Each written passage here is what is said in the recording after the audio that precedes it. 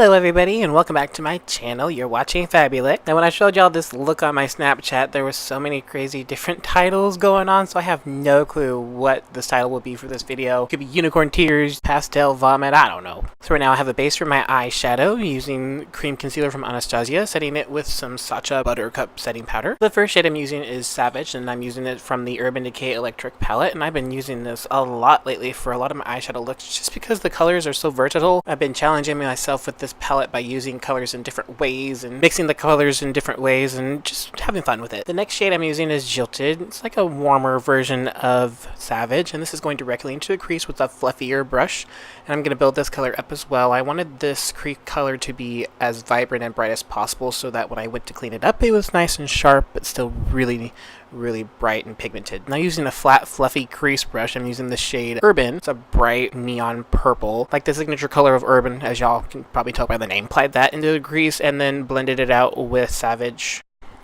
For a little extra depth, I dipped into my 252 Ultimate palette from Coastal Scents and applied a little bit of black with the same exact brush directly on top of Urban, and then blended out with Urban and Jilted. All kinds of blending with this look, y'all don't even know. We're just getting started. Now once I got the color as blended as I could with the flat definer fluffy brush, I went ahead and got a bigger fluffy brush and blended out any harsh lines. I'm going back in with that same concealer to clean up the eyelid and create a cut crease with it, cleaning up underneath the darkest part of all that blended color and sharpening up the line. Y'all, I do cut creases in so many different ways. It just depends on how I'm feeling that day. Sometimes I'll do the lid like I'm doing today and just clean that up as much as possible, and then, you know, put the excess concealer on the lid. And then after that, I'll flick out the edge of the crease and clean it up that way.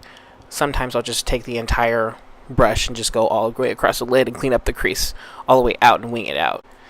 Now since I am putting some concealer on the eyelid area, you have to make sure that you set it with some kind of loose setting powder so it doesn't move and it doesn't crease, and it'll make sure that your eyeshadows will blend a lot easier as well.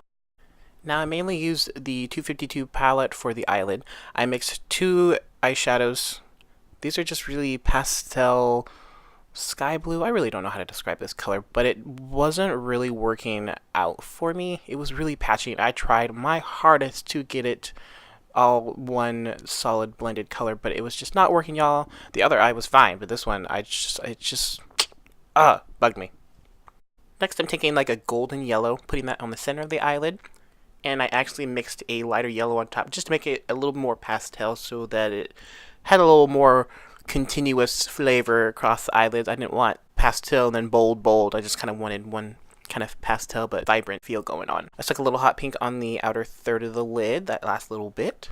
And kind of blend all three as I went, and then took Urban on the last little bit and kind of rounded out the eye. The brush I'm using is a dual-ended brush from the Full Spectrum from Urban Decay palette, and it's fluffy on one side for like blending, and the other side is a little flat, softer for shading.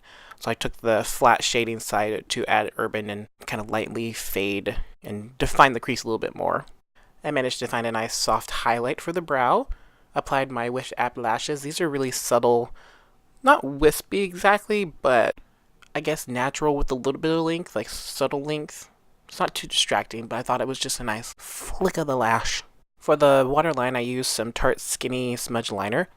The bottom lash line I wanted to switch up from the crease color, so I took some mint green, applied that to the inner part of the eye, and then next to that I took a lighter blue, if not the same blue from the first part of the eye, and put that on the last part of the lash line and just blended the two colors together. Now this Telescopic mascara from L'Oreal Paris is probably one of my favorite mascaras for the bottom lashes because I have really curly lashes and it lengthens without getting them thicker and without clumping, which is always great. So that's it for this tutorial. Thank you all so much for watching. I hope you enjoyed. If you did, don't forget to hit that subscribe button, join the Fab Fam, and come back and see me again. Much love.